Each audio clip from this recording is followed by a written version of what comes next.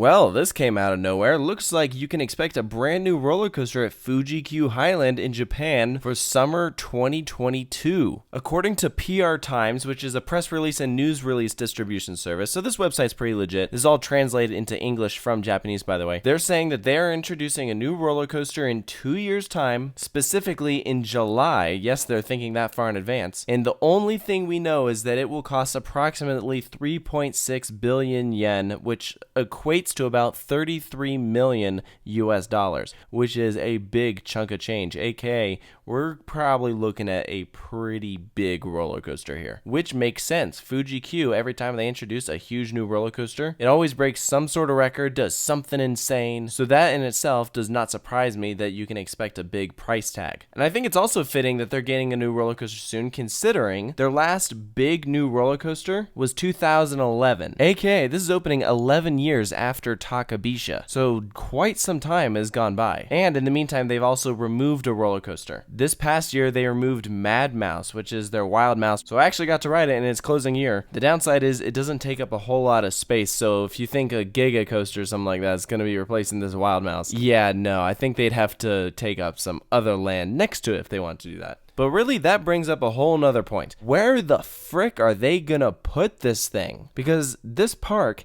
is not very big at all, and they are landlocked. They very much maximize their space. Lots of rides have tight footprints. Actually, if you look at the footprints of each of their major roller coasters, most of them take up very skinny plots of land. They're very conservative with their space. So I imagine that this coaster, they're gonna have to do that same type of thing. But it still makes me wonder, are we gonna see any other rides get taken out so that you can fit in this ride? Or are they just gonna have to borrow some of the land around it? I don't know. And really, before I get into discussing the types of rides that I think we could possibly be seeing, I did want to address the space issue, because I think that will really play a part in our options. Some rides you just aren't going to have the space for. So after looking at an aerial view of Fuji-Q for a little bit, here's what I came up with. Here we have that wild mouse plot of land. If you look to the left of it, you'll see a swinging pendulum, and right next to that, a massive parking lot. If you relocated that pendulum and then either moved the parking lot somewhere else, somewhere off-site, I'm assuming that's an employee parking lot. It might be overflow though. Or you could just do the Six Flags Magic Mountain approach and build the coaster over the parking lot. Either way, if you did something like that, that's a pretty large chunk of space. I think that is by far the biggest area of land that Fuji-Q could offer. Or at least something along those lines. Maybe even if it doesn't take up the entire parking lot, maybe just a sliver of it closer to Ejinika. But then you lead it further into the main park, possibly passing over do-dodonpa, because it's not very high off the ground. That's pretty doable. And then filling in that pedal boat ride and using that area as the station, because that water pedaling attraction actually does take up a pretty decent chunk of space. It's a fun little attraction, but I think it is an option if they wanted to really utilize their land and kind of evaluate, okay, what can we keep to make this ride happen and what should we take out? And frankly, I wouldn't be surprised if that is one of those rides that could possibly be on the chopping block. And because the wild mouse is already gone, you have a decent strip of land. Going a bit further away from that, closer to Takabisha, I did find this small section of land. It takes up a small area of the parking lot, goes right up against do-dodonpa's turnaround into the brakes, and then also the park's museum. So unfortunately, if they did use that, the museum would have to go. If they really want to, you do have the gardens right next to it in the Paris little area. I suppose they could have the coaster pass over that, although I think it might kind of ruin the aesthetic there. So personally, I think that section is pretty unlikely.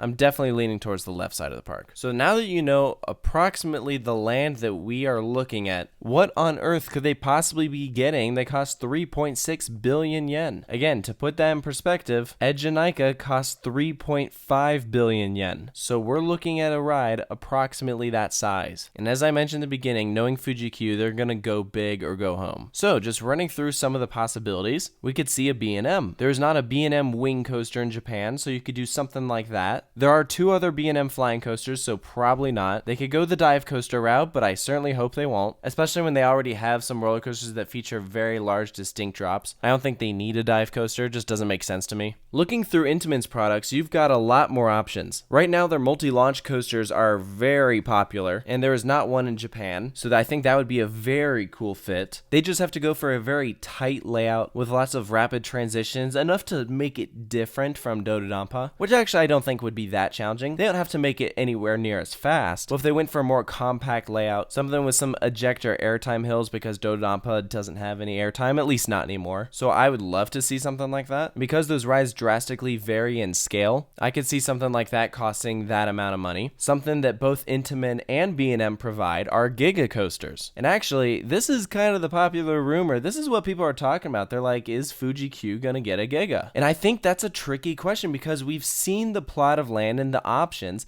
and we know how much room GIGA coasters take, so I just find myself having a hard time believing that they could go the GIGA route. The only way I could really see that happening is if they went the Busch Gardens Williamsburg 2021 route and made it an Intamin launch GIGA coaster, but it's more of a shuttle coaster. Believe it or not, that would actually be a pretty good fit at Fuji-Q. They don't have anything even remotely close to that style of ride, so hey, I could see it. I could see that a lot sooner than I could see them doing a dragster King to Ka size ride. And Intamin does offer a lot of other products. They have a really diverse portfolio, but if Fuji-Q were going Intamin thrill coaster, I think multi-launch is what they would settle with. Moving on to S&S. Now, they already have two S&S roller coasters with Edge and Ica and do-dodonpa. So them going with an S&S, I don't really see happening. But there is the possibility, you know, what if they went with something different? S&S has some very strange rides as options. What if they went for something like an Axis? Can you imagine the first Axis coaster going to Fuji-Q and it's this massive layout? Something a lot bigger than what they were showing in their original animations? I think it sounds too good to be true. I don't think it's probably going to happen. But hey, it would fit with the idea that Fuji-Q always does something crazy, breaks some sort of record. So why not? It's different enough from Edge and Ica. So I'm not completely throwing it out, but I would say that's probably less likely than some of the other options. But indeed, I think it would be one of the best fits at this park. Next up, Gerstlauer. Because they have Takabisha, which is this massive Eurofighter, I personally don't think we'll be seeing a ride from them. You do have Premier and Mach though, and I could be wrong about this, but I don't think there's a single Premier or Mach coaster in Japan. Or if there is one, it's probably something small. So you could look at that two ways. You could look at it as, well, there isn't one in Japan, so they probably won't get one. Or you could look at it as, well, they could use that as a marketing tool and say, hey, yeah, we're going to build one of these things. Mach is producing some roller coasters that easily rival what Intamin is doing. Look at something like DC Rivals. Can you imagine a ride like that at Fuji-Q? Holy cow. That'd be awesome. And the last company I'm really going to bring up is RMC. Now this is tricky because Nagashima Spyland has a massive RMC with Hakuge, and that was a transformation of an old wooden roller coaster. Fuji-Q does not have that. So if they did go with an RMC, it would have to be ground up,